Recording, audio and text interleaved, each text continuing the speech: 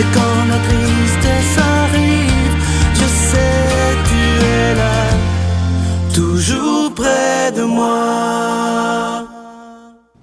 Bon mardi, bon début de journée. Bienvenue à votre émission La Victoire de l'amour. J'espère aujourd'hui qu'on a bien dormi, qu'on est en pleine forme pour commencer cette journée. Et on la commence avec notre ami, l'abbé Raymond Gravel.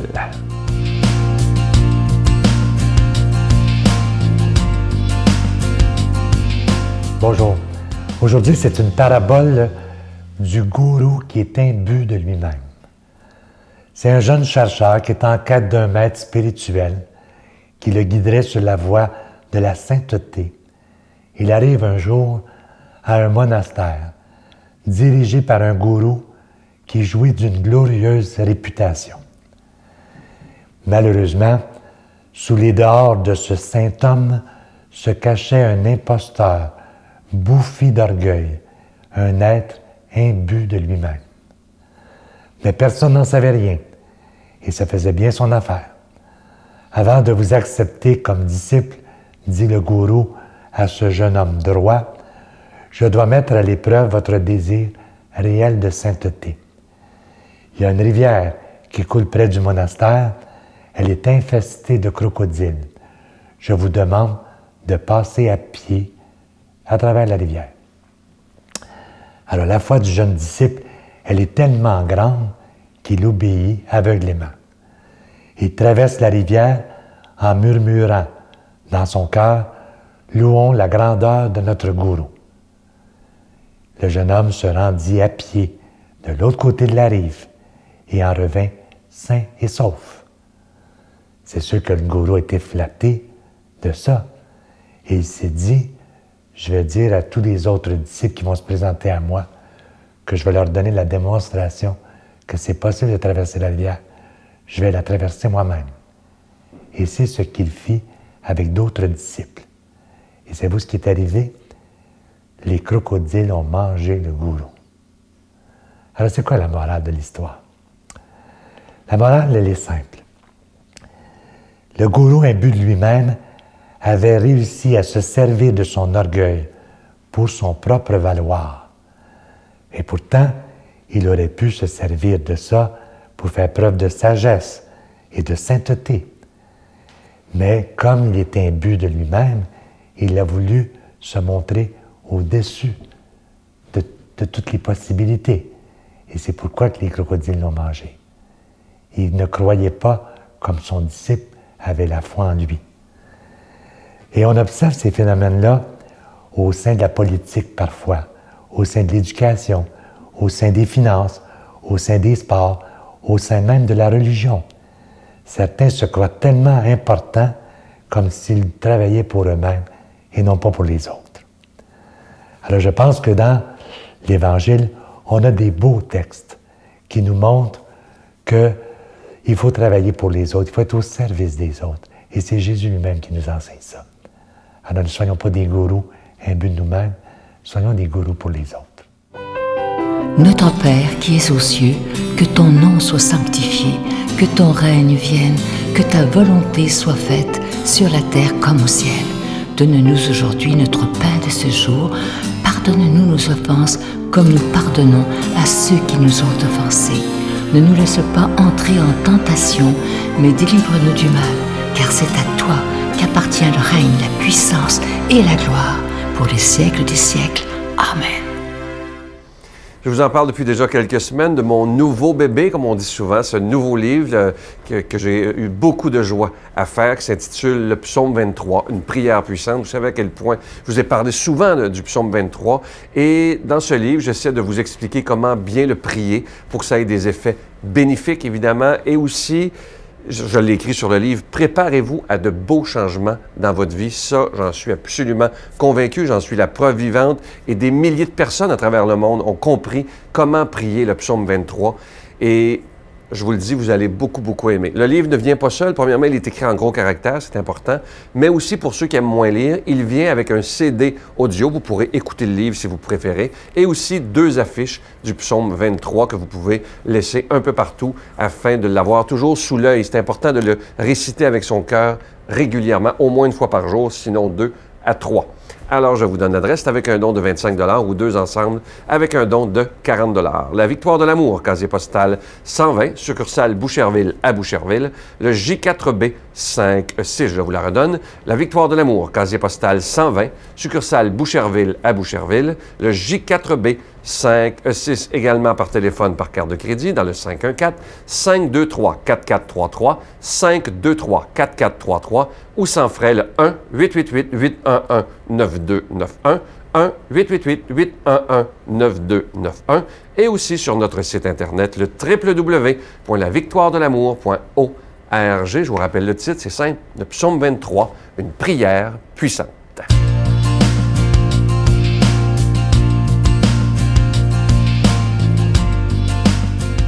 Mon Dieu, donnez-moi la sérénité d'accepter les choses que je ne peux changer, le courage de changer les choses que je peux et la sagesse d'en connaître la différence.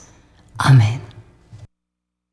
Je suis toujours tellement content de vous le présenter. C'est un ami très, très cher à mon cœur. Il est de Paris, vous le connaissez, Monseigneur Jacques Gaillot.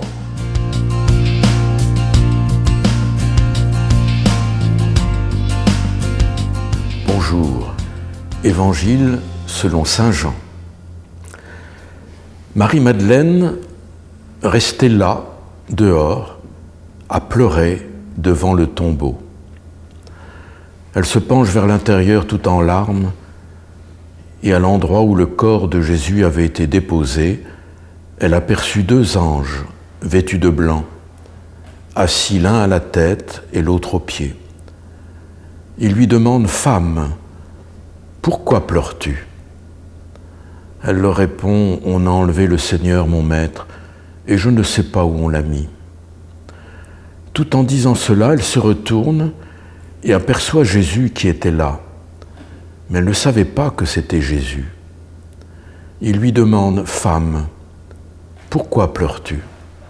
Qui cherches-tu » Le prenant pour le gardien, elle lui répond « Si c'est toi qui l'as emporté, dis-moi où tu l'as mis, et moi j'irai le reprendre. » Jésus lui dit alors « Marie ». Elle se retourne vers lui et lui dit « Rabouni », ce qui veut dire « maître » dans la langue des Juifs. Jésus reprend « Cesse de me tenir, je ne suis pas encore monté vers le Père. Va plutôt trouver mes frères, pour leur dire que je monte vers mon Père et votre Père, vers mon Dieu et votre Dieu. » Marie-Madeleine s'en va donc annoncer aux disciples « J'ai vu le Seigneur, et voilà ce qu'il m'a dit. » Mes amis, nous sommes au temps de Pâques, de la joie de Pâques, ce temps de la résurrection du monde nouveau qui est commencé, et nous trouvons Marie-Madeleine qui a cette passion pour Jésus. Elle a cet amour dévorant pour lui, et on comprend que c'est elle la première qui va au tombeau, elle va pleurer un mort, mais elle est tellement attachée à Jésus. Et sa peine redouble parce que le corps est enlevé. Et on ne sait pas où on a mis le corps. Et on voit les anges qui disent « Femme, pourquoi pleures-tu » Les larmes de Marie-Madeleine. Jésus lui dit « Femme, pourquoi pleures-tu » Les larmes de Marie-Madeleine.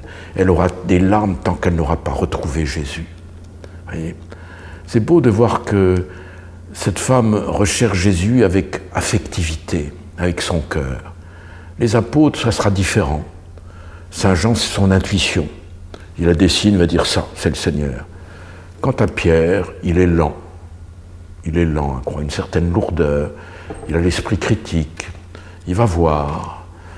Il ne démarre pas facilement devant les signes qui lui sont donnés. Et Marie-Madeleine, vraiment, son cœur lui permet de voir tout de suite. Et vous remarquerez ce que dit saint Grégoire le Grand, qui était donc évêque de Rome au VIe siècle. Et dans une homélie, il dit,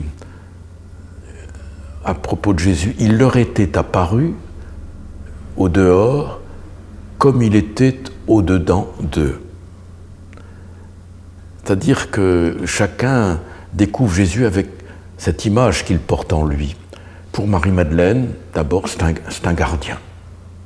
Voyez. Pour les disciples d'Emmaüs, c'est un étranger.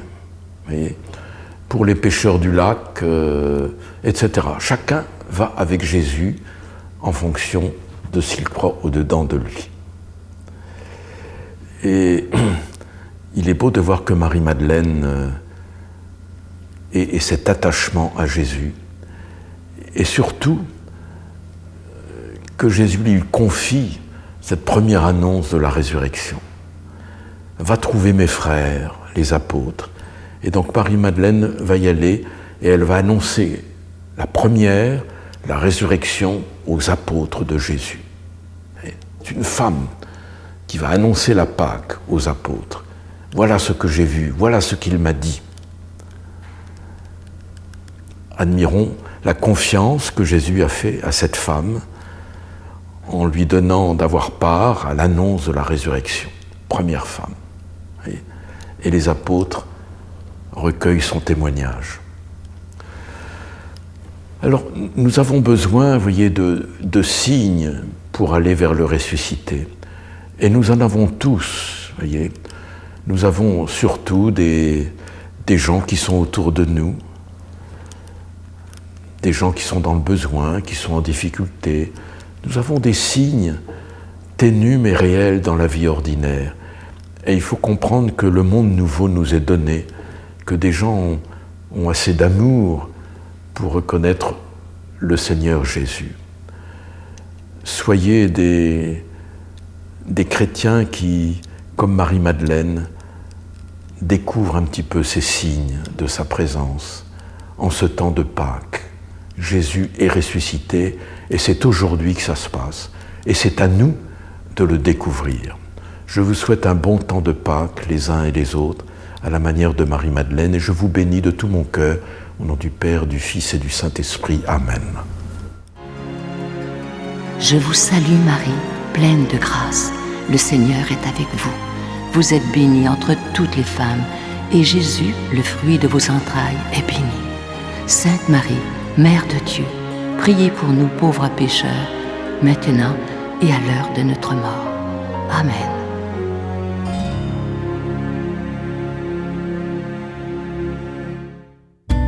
Dans le cadre du 350e anniversaire de Notre-Dame de Québec, la Victoire de l'Amour vous invite à une retraite tout à fait spéciale sous le thème « La puissance de la prière », en compagnie de l'abbé Raymond Gravel, l'abbé Robert Lemire, Jean-Marc Chaput, Sœur Angèle, Sylvain Charon et en chanson Miguel Padilla. La retraite aura lieu à l'hôtel Hilton, situé au centre-ville de Québec. Nous vivrons ensemble une célébration eucharistique à la basilique Notre-Dame de Québec et nous traverserons la Porte Sainte les 16, 17 et 18 mai prochains. Réservez rapidement avec Voyage Intermission au 514-288-6077 ou sans frais au 1-800-465-3255. Venez vivre une fin de semaine remplie de paix, d'amour et de joie. Je vous invite évidemment à vous procurer mon nouveau livre. Je vous en parle depuis déjà 3 semaines. Le psaume 23 que je vous parle depuis des mois et des mois. Vous savez à quel point je crois en cette prière qui est si puissante. Et sur le livre, c'est écrit « Préparez-vous à de beaux changements dans votre vie ». Le livre ne vient pas seul, parce que je sais qu'il y a des gens qui aiment moins lire. Alors, j'ai enregistré le livre sur un CD audio. Vous pouvez l'écouter un peu partout. Et il y a aussi 2 beaux cartons, 2 belles cartes que vous pouvez, avec le psaume 23, vous pouvez mettre un sur le frigidaire, un dans un livre, pour que vous l'ayez toujours à portée de la main, parce que je vous dis qu'il est important de le méditer tous les jours, même quelques fois par jour, et vous verrez des changements incroyables dans votre vie, ça c'est sûr. À demain. À l'hôpital, quand je pesais 75 livres, j'ai demandé, j'avais mon fils de 4 ans, j'ai dit, je peux pas laisser mon fils, aide-moi. Et c'est à l'hôpital que j'ai commencé à peindre. Je m'en suis sortie, j'ai continué à peindre. Les toiles parlent, ils parlent aux gens. C'est ça que j'ai juste demandé. La Victoire de l'Amour remercie de tout cœur les Résidences Soleil de leur accueil si chaleureux.